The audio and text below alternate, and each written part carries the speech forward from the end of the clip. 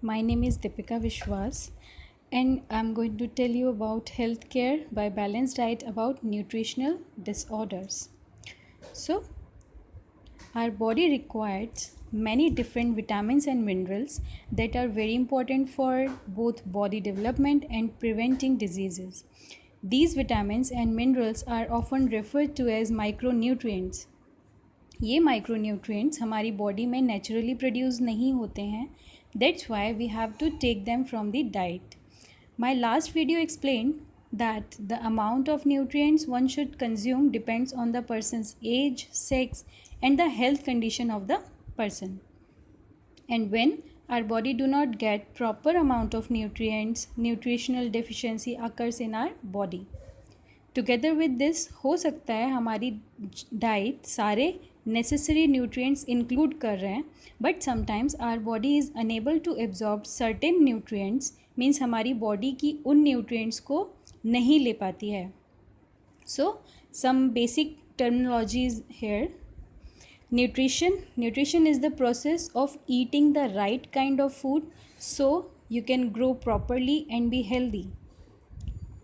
Nutrients are food or the other substance that provide energy or building material for the survival, normal metabolism and growth of a living organism.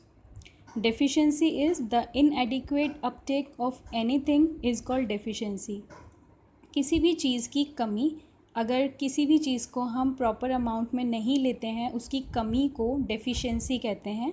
Deficiency word अभी आने वाले बहुत सारी slides में हैं, तो इसको आप ध्यान रखिएगा.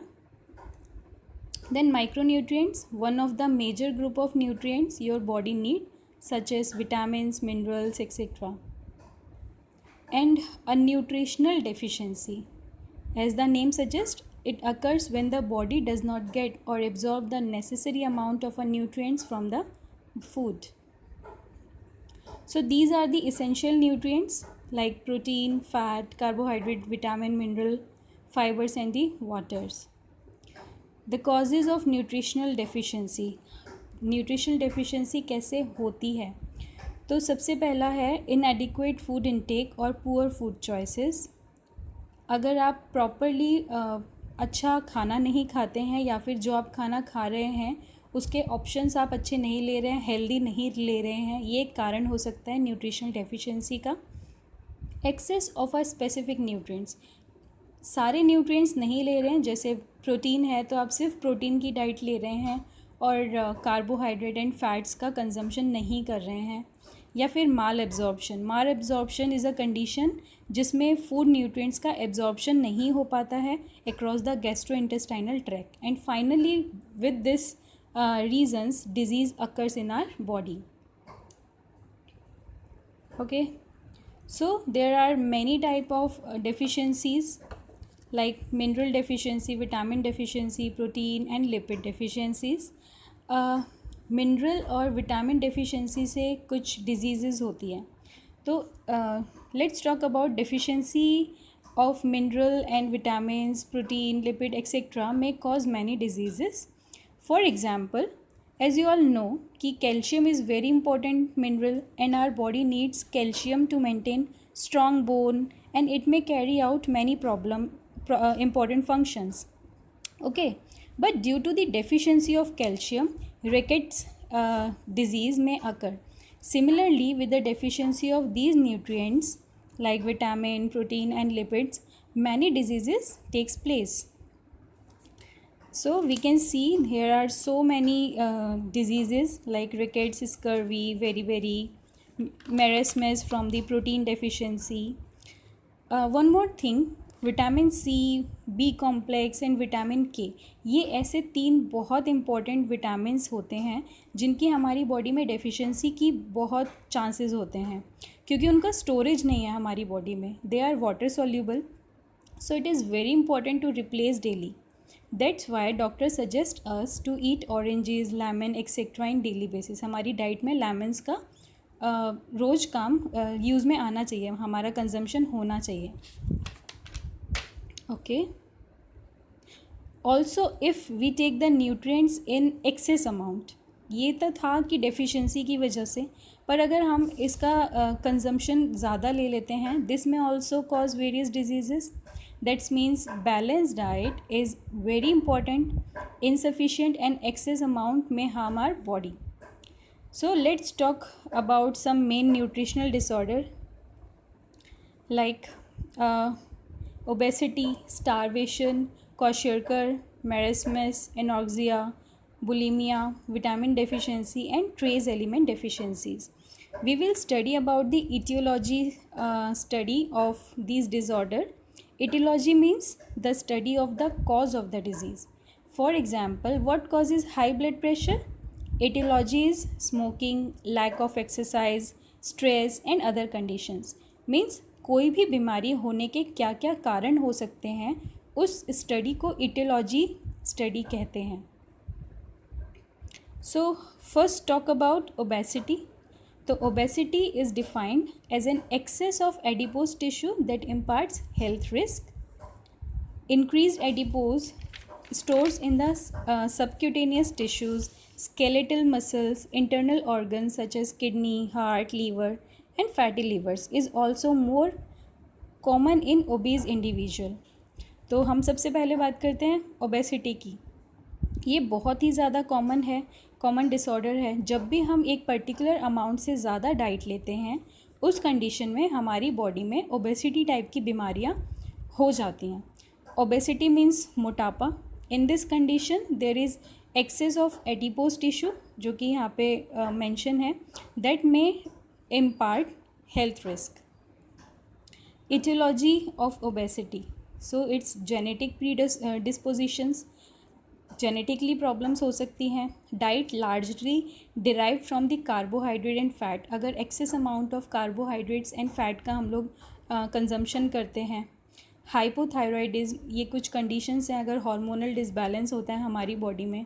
Cushion syndromes, insulinoma, hypothalamic disorders. Okay, अब बात करते हैं कि हेल्थ हिजार्ड्स ऑफ द ओबेसिटी क्या क्या हैं, कौन कौन से कंडीशंस हो सकती हैं इसकी वजह से. स्ट्रोक हो सकता है, coronary artery disease, hypertension, fatty liver, diabetes, atherosclerosis, hyperlipidaemia and osteoarthritis जैसी बीमारियां हो सकती हैं due to the obesity. Let's talk about treatment and the management. So we have to take care of the nutritional therapy. अच्छा खाना खाना चाहिए, हमारे डाइट पे ध्यान देना चाहिए. बिहेवियर मॉडिफिकेशन, कुछ भी मिल रहा है उसको खाना नहीं है. हमारा मेंटली सेटअप होना चाहिए कि हमें कितना अमाउंट का खाना है.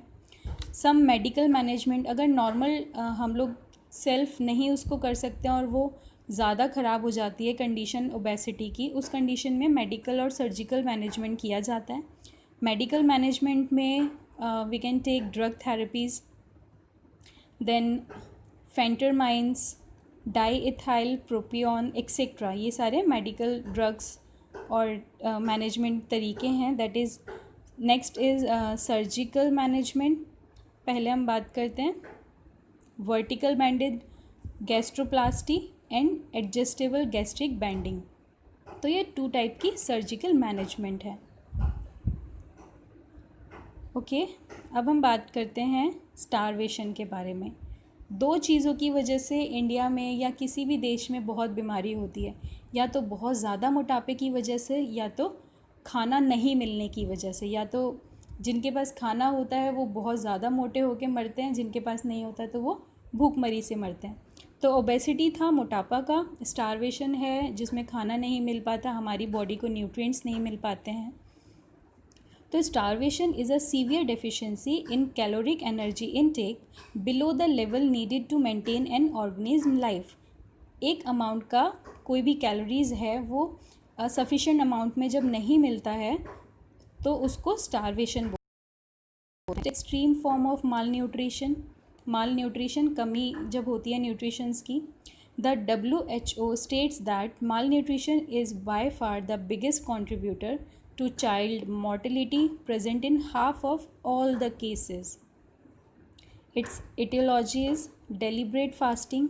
या तो जैसे बहुत सारे ऋषि मुनि भी होते हैं जो बहुत ज़्यादा तप करते हैं, या कुछ और दूसरे टाइप के लोग होते हैं, वो डेलिब्रेटली फास्टिंग करते हैं, जिसकी वजह से ये स्टारवेशन की कंडीशन आ जाती है, वो लोग न्यूट्रिएंट्स नहीं लेते हैं। Then famine condition in our country और दी कम्युनिटी, मतलब किसी जगह पे जब अकाल पड़ जाता है, अकाल पड़ने की वजह से उनको फूड प्रोवाइड नहीं होता। Then secondary undernutrition such as cancer. Undernutrition मतलब कुपोषण की वजह से। तो कैंसर के केसेस में बहुत बार होता है कि पेशेंट डाइट लेता है तो उसको वो नहीं लग पाता है, या फिर वो प्रॉपर डाइट नहीं ले पाता है। तो ये सारी जो इटियोलॉजी है स्टारवेशन की, ये हमने यहाँ पे पढ़ी है। Deliberate fasting, famine and secondary under nutrition. अब हम बात करते हैं अबाउट दी हेल्थ हैज़ार्ड्स, क्या क्या बीमारियाँ हो सकती हैं। Muscular weakness, anaemia, increase susceptibility to infections, depression and low blood pressure. So treatment and management of the starvation. Health promotion and education, हमें गरीब जगह पे या फिर दूसरी कम्युनिटीज़ जहाँ पे प्रॉपर न्यूट्रिशन नहीं लेते हैं लोग, उनको जाके एजुकेशन देना पड़ता है, प्रमोशन करना पड़ता है, उनको समझाना पड़ता है। एक्यूट इंटरवेंशन, एक्यूट मतलब सीवियर होता है, तो this is a type of medical service which provide under medical treatment. जब कंडीशन बहुत ज़्यादा ख़राब हो जाती है तब मेडिकल ट्रीटमेंट दिया जाता है। Try to maintain an optimal body weight, खुद के अकॉर्डिंग ही हमें ध्यान रखना चाहिए। And there are some specialised nutritional therapy like oral feeding and tube feeding, जो जिनका बहुत ज़्यादा कंडीशन ख़राब है उनको ओरली फीड किया जाता है। जो नॉर्मल है उनको ओरली फीड किया जाता है, और जिनका कंडीशन बहुत ज़्यादा है वो ओरली नहीं खा पाते हैं तो उनको नोज़ के थ्रू या पाइप दूसरे ट्यूब के थ्रू उनको डाइट दी जाती है।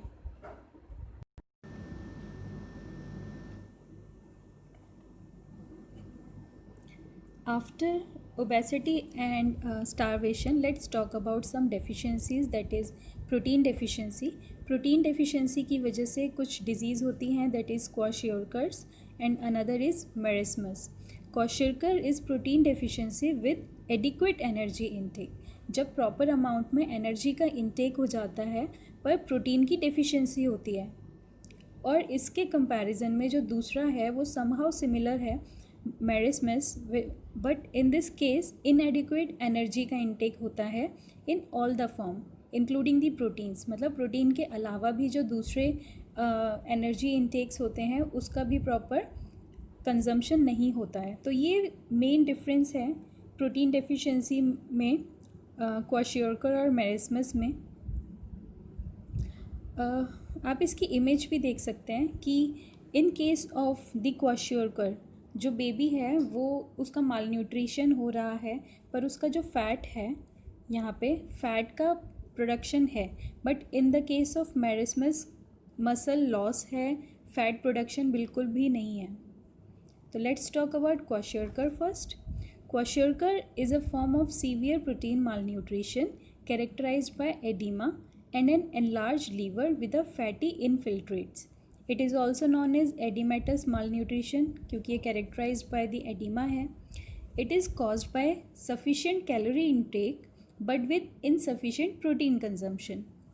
जब बच्चों को ग्रोथ का टाइम होता है, जब भी बच्चों का, तो उनको सफिशिएंट नाइट्रोजिनस फूड कंज्यूम करना ज़रूरी होता है to maintain a positive nitrogen balance, and when proper amount of the essential amino acids are not provided या फिर not absorbed, या तो प्रोवाइड ही नहीं किया जाता या उनसे एब्जॉर्ब नहीं होता या फिर एबनॉर्मली वो लॉस हो जाता है, तो वो जो कंडीशन होती है वो प्रोटीन अंडर न्यूट्रिशन होती है।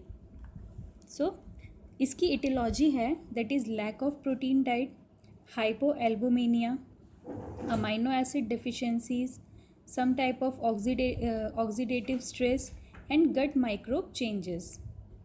Health hazards includes enlarged fatty acids and atrophy of different tissues and organ but not subcutaneous fat. Atrophy का मतलब होता है इनसफिशिएंट ब्लड की वजह से बॉडी में जितने भी फ्लैशेस हैं, मसल्स हैं और जो भी इनकी स्ट्रेंथनिंग होती है वो लूज़ हो जाती है। तो इस केस में सारे जो टिश्यूज़ ऑर्गन हैं उन सब की एट्रोफी होगी, पर सबक्यूटेनियस फैट की नहीं होगी. Disaccharidase deficiency, loss of appetites and defects in the immune system. There are many treatment like सबसे पहले तो प्रॉपर एजुकेशन हमें प्रोवाइड करनी चाहिए उन लोगों के बारे में, क्योंकि जितनी भी ये डिजीज़ होती हैं ये पुअर एरियाज़ में होती है या फिर जहाँ पे बहुत कम लोग एजुकेटेड होते हैं. They don't know about the nutritions. So dietary intake of protein content food like egg, cow's milk, fish, cook, etc. treat and prevent hypoglycemia, dehydrations, infections and other diseases. ऐसी जगहों पे बहुत बार प्रॉपर ORS के packets भी दिए जाते हैं, बच्चों को प्रोवाइड किए जाते हैं, जो बहुत सारी ऑर्गेनाइजेशंस होती हैं, ताकि वहाँ पे बच्चों को प्रॉपर एटलीस्ट ये आयंस वगैरह प्रोवाइड हो. प्रॉपर करेक्टली इलेक्ट्रोलाइट इम्बैलेंस भी उनका ठीक होना चाहिए, तो उसके लिए भी ORS बहुत हेल्पफुल होता है. Correct micronutrient deficiencies, start cautions feedings, ध्यान से उनका ध्यान रखा जाता है, उनके पीछे नर्स होती हैं और उनका ट्रीटमेंट किया जाता है. Achieve catch up growth, provide emotional support, क्योंकि इस कंडीशन में जो बच्चे हैं, पेरेंट्स हैं, वो बहुत इमोशनली वीक हो जाते हैं. And prepare for follow up after recovery, और जब रिकवरी हो जाती है तो उसके बाद इसको कंटिन्यू भी करना है, इस चीज़ का भी ध्यान रखा जाए. तो this was all about kwashiorkor. Next is marasmus. So marasmus is a form of severe malnutrition that is characterized by energy deficiency. It can occur in anyone with severe malnutrition, but usually occur in children. In case of kwashiorkor, it is mainly occur in the children. Etiology is maternal malnutrition, maternal anemia, parental ignorance, poverty, pneumonias, cyanotic heart disease and malaria. बहुत बार parents की माल nutrition की वजह से भी babies में माल nutrition हो सकता है. प्रॉपर पेरेंटल इग्नोरेंस की, ठीक है, हो सकता है कि बेबी अभी डाइट नहीं ले रहा है, वो बाद में खाने लग जाएगा. मलेरिया, मैटरनल एनीमिया की कंडीशन में भी ये सारी चीज़ें होती हैं, क्योंकि वो लोग हॉस्पिटल में प्रॉपर चेकअप के बाद कंसीव नहीं करते हैं या डिलीवर नहीं करते हैं. पॉवर्टी केस है, न्यूमोनिया एक्सेट्राज. कुछ हेल्थ हेजार्ड्स हैं इसके, जिसकी वजह से ये मेरिस्मस की वजह से जो दूसरी कंडीशंस होती हैं, that is atrophy of different tissues and organs including subcutaneous fat. Difference है इसमें, पूरी तरह से टिश्यूज़ का लॉस होगा एंड ऑर्गन का लॉस होगा, बट इस केस में सबक्यूटेनियस फैट भी जाएगा. क्वाशियोरकर में सबक्यूटेनियस फैट रहेगा. इसलिए जो टमी थी बेबीज़ की, आप देख सकते हैं कि क्वाशियोरकर के केस में बेबी की टमी इंक्रीज्ड है, उनका फैटी एसिड हो रहा है. इस केस में फैटी एसिड वाला सीन नहीं है. Muscular wasting, loss of subcutaneous fat. Treatment, it causes the complications of the disorder that must be treated including infections and circulation disorders. जितनी भी दूसरे डिसऑर्डर्स हैं उनका भी साथ में ट्रीटमेंट होना चाहिए, इन्फेक्शंस का भी ट्रीटमेंट होना चाहिए. Correct the electrolyte imbalance and dehydrations, additional vitamin and mineral supplements. अगर इन सब चीज़ों से ठीक नहीं होगा और कंडीशन बहुत ज़्यादा वर्स्ट होगी, and that conditions blood transfusion में be necessary. And proper parental education and prompt treatment congenital defects. तो अब हम बात करते हैं एनोरेक्सिया नर्वोसा के बारे में. जैसे कि हमें पता है कि ये भी एक न्यूट्रिशनल डिसऑर्डर है, मतलब कि न्यूट्रिशन की कमी की वजह से हो सकता है, या फिर न्यूट्रिशन ना लेने की वजह से भी हो सकता है, या फिर न्यूट्रिशन ज़्यादा लेने से हो सकता है. तो एनोरेक्सिया के केस में क्या होता है, this is a eating disorder. इस कंडीशन में जो पर्सन है वो खुद जो डाइट है उसको कम लेने लगता है. इन दिस केस लोगों को लगता है कि वो ओवरवेट हो रहे हैं, इनफैक्ट उनका जो वेट होता है वो अंडर वेट होता है, और वो इन बातों को भी नहीं मानते हैं कि उनका जो वेट है वो एक पर्टिकुलर वेट से कम है और उनको प्रॉब्लम हो रही है. तो an eating disorder that is characterised by low weight, food restriction, वो खुद से ही अपना खाना कम कर देते हैं, वो बहुत ज़्यादा खाना नहीं खाते। उनको ऐसा डर लगता है कि उनको फियर ऑफ गेनिंग वेट, कि उनका वेट बहुत ज़्यादा बढ़ जाएगा। And a strong desire to be thin. Anorexia person see themselves as overweight, even though उनका वेट बहुत कम होता है फिर भी उनको अपना वेट बहुत ज़्यादा लगने लगता है। Similar to those seen in the starvation, starvation के कंडीशन में पेशेंट बहुत ज़्यादा वीक हो जाता है। तो इसी तरह से ये एनोरेक्सिया नर्वोसा के केस में भी पेशेंट का वेट बहुत ज़्यादा कम हो जाता है, स्टार्व कंडीशन लगने लगता है। पर इस केस में पर्सन खुद की इच्छा से पतला होता है, खुद की इच्छा से खुद को खाना नहीं देता है। With prolonged starvation, significant shift in fluid and electrolyte balance can occur and can be life threatening. इसकी वजह से जान भी जा सकती है। Person may limit themselves to 200 to 500 kilocalorie per day, only 60 to 70% of the amount needed for ideal body weight. जितना ideal body weight के लिए हमें डाइट चाहिए उसका सिर्फ 60 to 70% ही वो लोग खुद को देते हैं, या फिर कुछ लोग उससे भी ज़्यादा कम देते हैं, जिसकी वजह से उनकी बॉडी का जितने भी फ्लूइड्स और इलेक्ट्रोलाइट का बैलेंस होता है वो बहुत ज़्यादा इम्बैलेंस हो जाता है। इसके इटियोलॉजी क्या हैं, कौन कौन सी डिजीज़ की वजह से एनोरेक्सिया कंडीशंस भी हो सकती हैं? That is socio cultural and environmental factor including media and peer influence. ये किस तरह से होता है? लोग टीवी देखते हैं, सेलिब्रिटीज़ को देखते हैं, दूसरे लोगों को देखते हैं और उनको देख के उन लगता है कि दे आर थिन, उनकी जैसा हमें बनना है। पर वो भूल जाते हैं कि जो सेलिब्रिटीज़ होते हैं वो अपने खुद को पतला करने के लिए प्रॉपर न्यूट्रिशन लेते हैं, वो किसी तरह का न्यूट्रिशन अवॉइड नहीं करते, बस वो फैट जो है वो भी डिफरेंट अमाउंट में लेते हैं। तो जितनी भी मीडिया है और पीयर इन्फ्लुएंस है ये इनको बहुत ज़्यादा इन्फ्लुएंस करते हैं। Family factor including parental Discord and biologic factor including genetics. या तो फैमिली फैक्टर्स कुछ भी हो सकते हैं कि पेरेंट्स उनको बहुत ज़्यादा डांटते हैं जिसकी वजह से बच्चे खुद को इमोशनली बहुत ज़्यादा वीक महसूस करते हैं, या फिर कोई बायोलॉजिकल फैक्टर हो सकता है कि जेनेटिक प्रॉब्लम हो सकती है। Neurotransmitter regulation and hormonal functioning have been implicated. Neurotransmitter regulation की वजह से या फिर कोई हार्मोनल फंक्शन में इम्बैलेंस होता है उनकी वजह से प्रॉब्लम हो सकती है। नेगेटिव इफ़ेक्ट आ रहा है उसको कि या फिर लो सेल्फ एस्टीम हो रहा है कि कोई मुझे प्यार नहीं करता है, कोई मुझे अच्छा नहीं मानता है, मुझे अच्छा दिखना है, पतला दिखना है, जिसके कारण भी वो लोग अपनी डाइट बिल्कुल ख़त्म कर देते हैं, या फिर कुछ डाइटिंग बिहेवियर लेते हैं without knowing the value of all the nutrients, without knowing the value of eating proper fat and carbohydrates, और किस अमाउंट में फैट और कार्बोहाइड्रेट भी बहुत ज़्यादा रिक्वायर होता है फॉर लूजिंग द वेट। इसके हेल्थ हिजार्ड्स हैं, क्या क्या ये कॉज कर सकता है? तो एनोरेक्सिया के केस में हाइपोथायरॉयडिज्म की कंडीशन हो जाती है, बॉडी बहुत ज़्यादा ड्राई, पेलर स्किन हो जाती है, स्किन बहुत ज़्यादा, आप आइज़ को ऐसे नीचे करके देखेंगे तो ये येलोइश पोर्शन जो है बिल्कुल आपका जो है पेल स्किन हो जाएगी। डिहाइड्रेशन हो जाती है, bone density, then bradycardia and hypotension बहुत ज़्यादा कॉमन है। कार्डियक एरिथमिया हो सकता है, इनटॉलरेंस टू कोल्ड, कॉन्स्टिपेशन की प्रॉब्लम हो जाती है, बहुत सारी वुमेन में एमेनोरिया की कंडीशन आ जाती है, that is an abnormal absence of menstruation, time से पहले ही मेंस्ट्रुएशन ख़त्म हो जाता है, और द कंडीशन ऑफ इनफर्टिलिटी। इसकी ट्रीटमेंट के लिए एज सच ऐसा कोई एविडेंस नहीं है कि किसी भी पर्टिकुलर ट्रीटमेंट से एनोरेक्सिया नर्वोसा ठीक हो सकता है या फिर बहुत अच्छा इफ़ेक्ट दिखा सकता है। बट हाँ, बहुत से ऐसे एविडेंस हैं जिनके अकॉर्डिंग ट्रीटमेंट मतलब ट्रीटमेंट मीन्स स्टार्टिंग स्टेज में ही अगर ट्रीटमेंट ले लिया जाए, जैसे कि बहुत सारी रिकवरी से हो सकती है। This is a very deadly disease if not give treatment on the time. Even medications का भी इस पर कोई ज़्यादा इफ़ेक्ट नहीं होता है।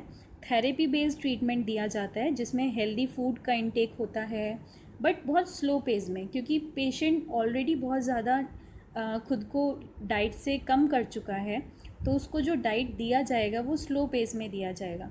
तो क्या क्या है, जैसे कि restoring the person to a healthy weight, उसको एक टाइम पीरियड पे रीस्टोर किया जाएगा हेल्दी वेट में। Treating the psychological disorder related to the illness उसका, क्योंकि उनको मेंटली जो है बहुत ज़्यादा सिक होते हैं, तो साइकोलॉजिकल भी उनको ठीक करना बहुत ज़रूरी होता है. रिड्यूसिंग और एलिमिनेटिंग बिहेवियर और thoughts that originally led to the disorders eating.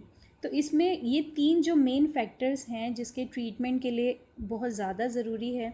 एक हेल्दी वेट का उनको करना, उनको साइकोलॉजिकली समझाना, उनके बिहेवियर को, उनके थॉट्स को भी हमें ठीक करना होता है. तो मेडिकेशंस बहुत ज़्यादा इम्पॉर्टेंट नहीं होता, कोई ज़्यादा फ़र्क नहीं पड़ता. Food that are higher in energy density ज़्यादा उसको अच्छा माना जाता है. और साथ में जितने भी डॉक्टर्स हैं उनको कंसल्ट करके आप बाकी डाइट्स भी इसमें इंक्लूड कर सकते हैं. तो this was all about anorexia nervosa. इसी के बिल्कुल ऑपोजिट एक और डिज़ीज़ है, दैट इज़ बुलिमिया नर्वोसा. इस कंडीशन में पेशेंट बहुत ज़्यादा खाना लगता है, बहुत ज़्यादा खुद को डाइट प्रोवाइड कर देता है, पर उसकी एक बीमारी होती है कि वो उसको वॉमिट करके निकाल देता है to maintain the balanced weight. पर उनको नहीं पता चलता कि वो वॉमिट करके निकालने की वजह से प्रॉपर न्यूट्रिएंट्स नहीं ले रहे हैं. तो this was all about bulimia nervosa and anorexia nervosa. ये दोनों डिसऑर्डर्स एक दूसरे के ऑपोजिट हैं, पर ये बैलेंस खुद को बैलेंस करने के लिए, बॉडी वेट को कम करने के लिए, करने की वजह से ये डिसऑर्डर्स हो सकते हैं. नेक्स्ट हम बात करते हैं विटामिन डेफिशिएंसीज़ की. कौन कौन से ऐसे विटामिन की वजह से डेफिशिएंसी होने की वजह से डिजीज़ कॉज होती हैं. तो कुछ फैट सॉल्यूबल विटामिन्स हैं, that is vitamin A, D, E, K. तो जैसे कि रेटिनॉल, कैल्सीफ्रॉन, टोकोफेरॉल, इस टाइप की कंडीशंस हो जाती हैं. वाटर सॉल्यूबल विटामिन्स जैसे कि vitamin C, vitamin B, ascorbic acid, ये सब तो आपने सुना ही होगा. Vitamin B12, riboflavin, vitamin B6, pyridoxines. अब हम बात करते हैं कुछ इनके डाइटरी सोर्स के बारे में. विटामिन डेफिशिएंसी की स्टेट में वाटर सॉल्युबल विटामिन जैसे कि vitamin B1, B2, B6, B12, इनकी डाइटरी सोर्स हैं, जैसे कि cereals, milk, egg, fruit egg etceteras. इनको हम विटामिन ए के लिए ले सकते हैं. मिल्क ऑलमोस्ट सारे विटामिन्स को कवर अप करता है, इसलिए बोला जाता है कि आप रोज़ 1 ग्लास दूध ज़रूर पिएं. फ़िश अगर नॉन वेजिटेरियंस हैं तो.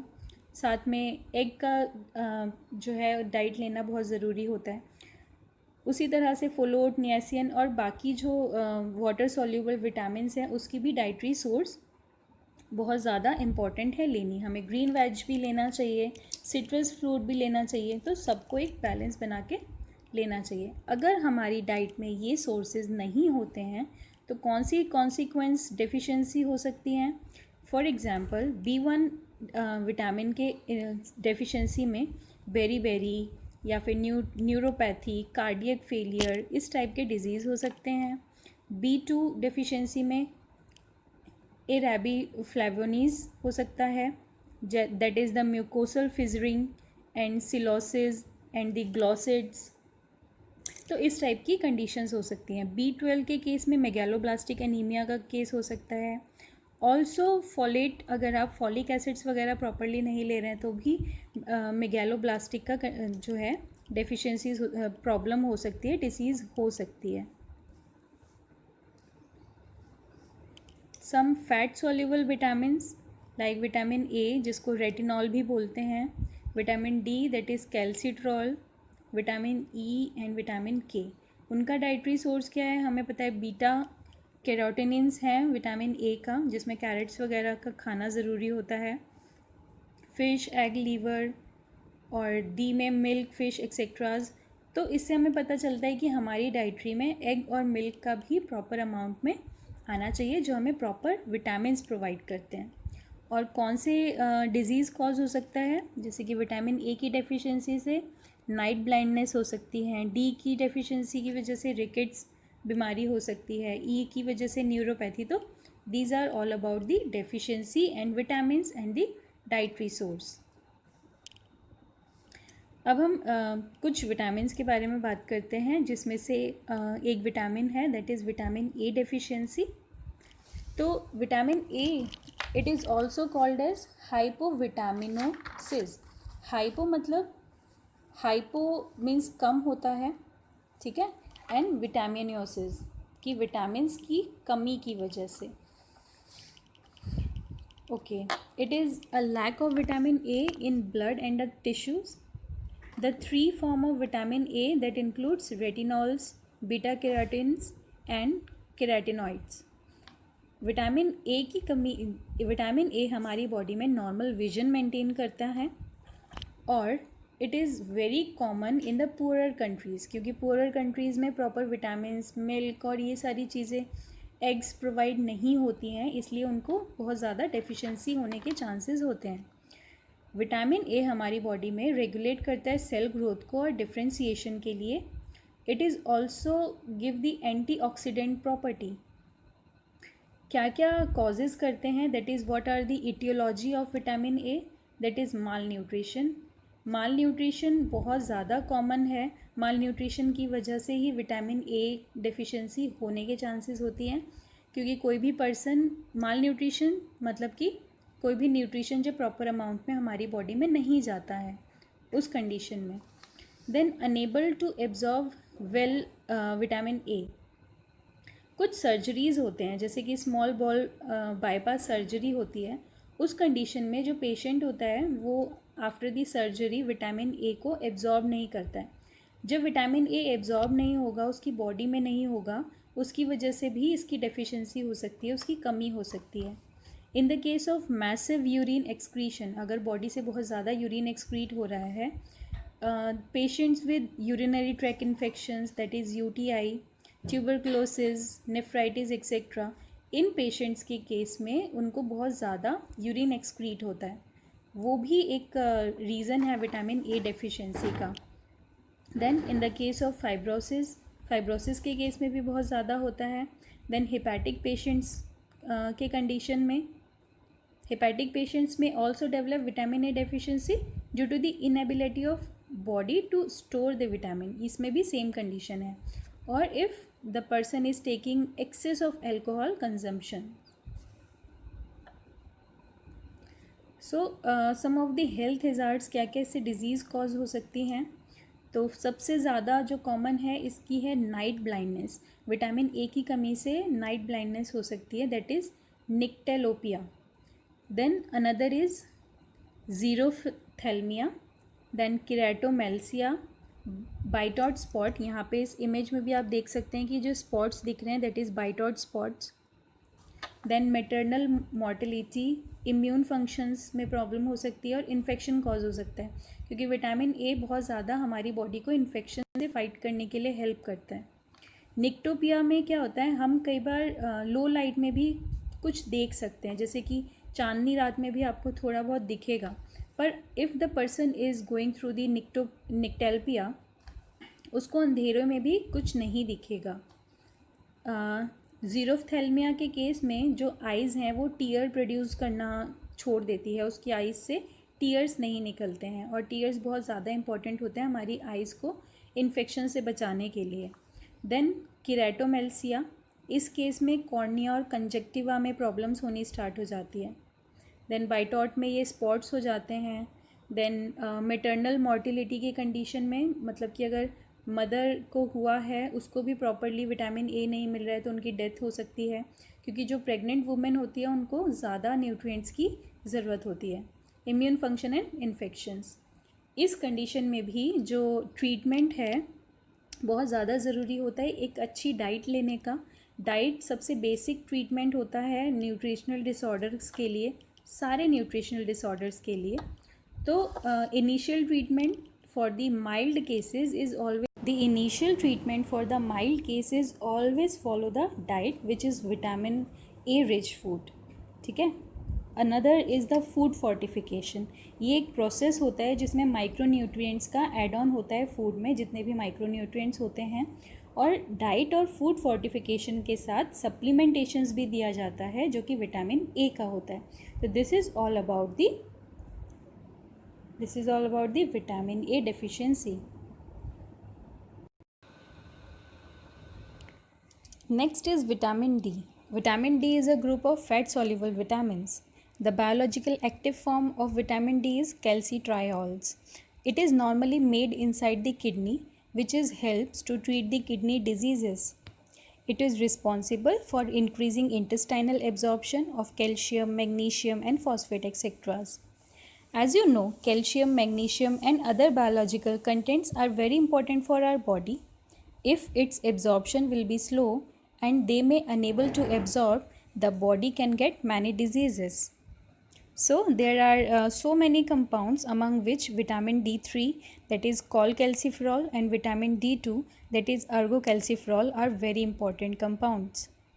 Natural source of calciferol is dependent on the sun exposure, and this process is known as endogenous synthesis, whereas ingested from the supplements or the few foods such as from the flesh of the fatty fish called the exogenous sources. So the etiologies are, what are the causes of vitamin D? That is insufficient vitamin D in the diet, obviously, inadequate sun exposure, malabsorption of vitamin D. As I told you before, malabsorption means you are getting the vitamin D but you are unable to absorb it. Some geographical factors, like कुछ ऐसी जगह होती हैं जहाँ पे proper time में सन नहीं आता है, इसकी वजह से लोग सन का एक्सपोजर नहीं कर पाते हैं और उनको विटामिन डी की डेफिशिएंसी हो जाती है. Skin pigmentations, vitamin D deficiency is very common in the Africans and Americans because dark skin people में मेलानिन का लेवल बहुत ज़्यादा होता है. विटामिन डी को बनने नहीं देता है जो मेलानिन होता है. मेलानिन एक पिगमेंट होता है जो हमारे स्किन में, आइज़ में, हेयर्स को कलर प्रोवाइड करता है, which is also act as a natural protectant from the harmful ultraviolet radiation of the sun. So it is very important, melanin is very important, but it may cause vitamin D deficiency. Then pregnant women and who are doing the breastfeeding, क्योंकि इस time पे vitamin D की need बहुत ज़्यादा होती है, और अगर कोई प्रेग्नेंट वुमेन या फिर डिलीवर्ड जो मॉम होती हैं वो विटामिन डी नहीं लेती हैं, उनको भी डेफिशिएंसी हो जाती है. पीपल हु आर ओबीज़, क्योंकि मोटे लोगों में विटामिन डी को एब्जॉर्ब करने की क्षमता भी ख़त्म हो जाती है, इसीलिए ओबेसिटी भी एक कारण है विटामिन डी होने का, विटामिन डी डेफिशिएंसी होने का. So some health hazards like vitamin D deficiency की वजह से रिकेट्स हो सकता है, बहुत कॉमन डिसऑर्डर है रिकेट्स. देन ऑस्टियोमेलेशिया, रिकेट्स अगर चिल्ड्रन में हो रहा है तो it is known as rickets, अगर inside the adult it is known as osteomalacia. Similarly other bone disease that is tetany. Rickets के बारे में अगर एग्ज़ाम में आपसे पूछा जाता है तो आप विटामिन डी डेफिशिएंसी की जो इटियोलॉजी हैं इसको मेंशन कर सकते हैं हेयर. ये सेम इटियोलॉजी आप लोग लिख सकते हैं इन द केस ऑफ रिकेट्स और फिर ऑस्टियोमिलाइटिस, क्योंकि ये इन्हीं रीजंस की वजह से होते हैं. Then tetany, this is also characterised by the low serum calcium at the less than level of 7.5 mg per 100 ml. Muscle twitching, cramps and convulsions occurs. It results from the insufficient absorption of calcium or the vitamin D or from the disturbance of the parathyroid glands. Treatment, there is no fixed treatment for the vitamin D, but you can take supplements or the diet in your food and the exposure of natural sunlights. Here you can see the image of osteomalacia where जो ये adult का leg है यहाँ पे distortion हो रखा है, यहाँ पे प्रॉब्लम है. इसके मोस्टली जो एडल्ट्स होते हैं उनके हिप जॉइंट्स में प्रॉब्लम होने लग जाती है.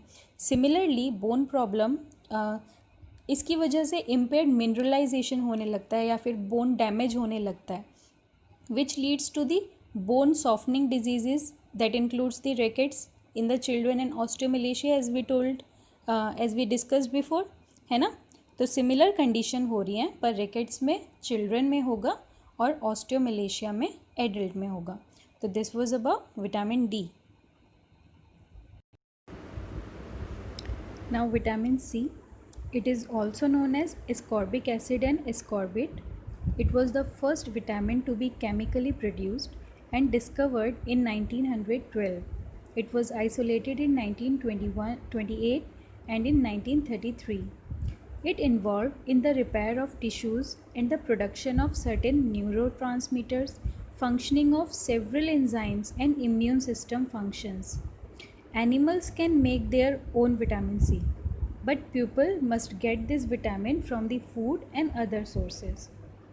It is a water soluble vitamins, इसलिए ये एक्सक्रीट हो जाते हैं और हमें डाइट के साथ इसे दोबारा लेना पड़ता है.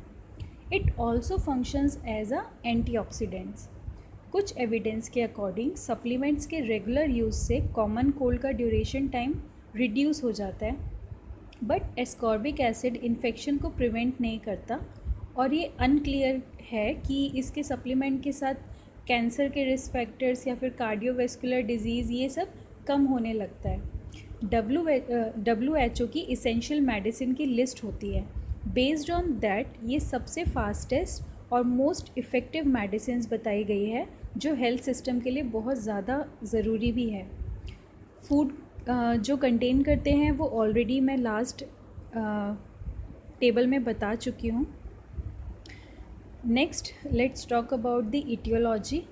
सो द एल्कोहलिक इंडिविजुअल्स, उनकी कैपेसिटी बहुत कम होती है. विटामिन सी उनके बॉडी में बहुत कम मात्रा में होता है. Poorly person because they are not getting enough nutrition to eat, they don't have money. Cigarette smokers, pregnant and lactating womens because they need more.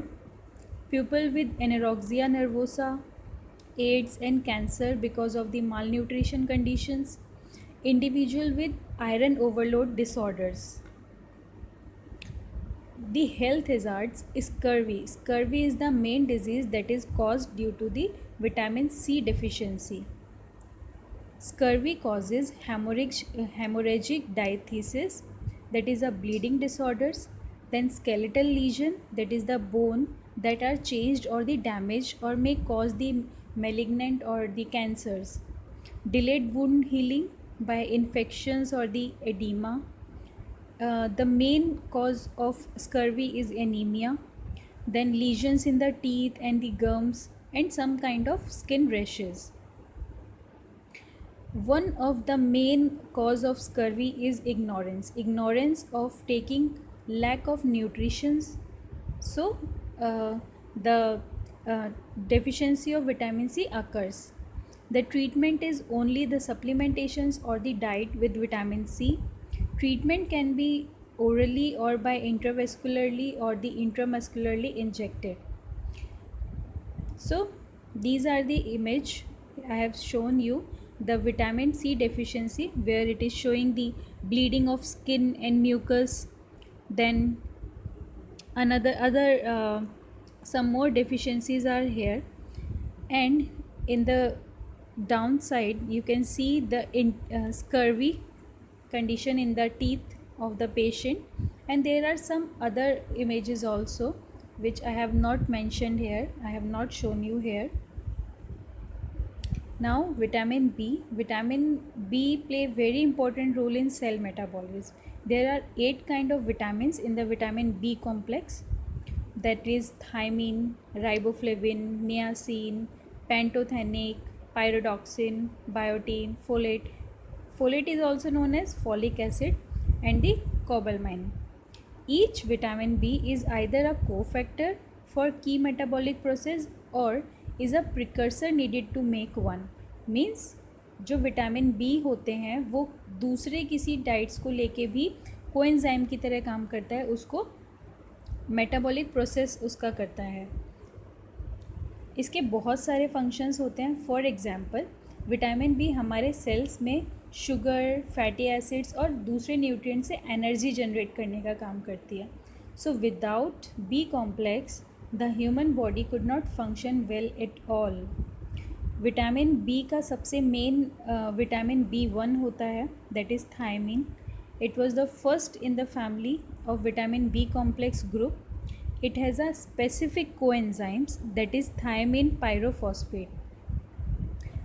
Physiological function is carbohydrate metabolism and participates in the synthesis of ATP and fat from the carbohydrate. ये fat carbohydrate का metabolism करता है और उसको convert करता है ATP और fat में, जिससे एनर्जी डेवलप होती है. Etiology of vitamin B1, that is chronic alcoholism, inadequate intake of thiamine in the diet, intestinal disorders, people with hyperthyroidism, pregnancy and lactation condition, because in these condition people need very much amount of vitamin B1. Then eating fish that contain microbial thiamines. Thiaminase is an enzyme which reduces the thiamine. The health hazards is very is the main disease caused by vitamin B1. The types of vitamin are wet beriberi, dry beriberi, cerebral, and the infantiles. Other health hazards are cardiovascular problems, microvascular damage, digestion problems, vertigo, insomnia, and dizziness, restless of the leg syndromes. These diseases are based on the type of beriberi here. The type of beriberi.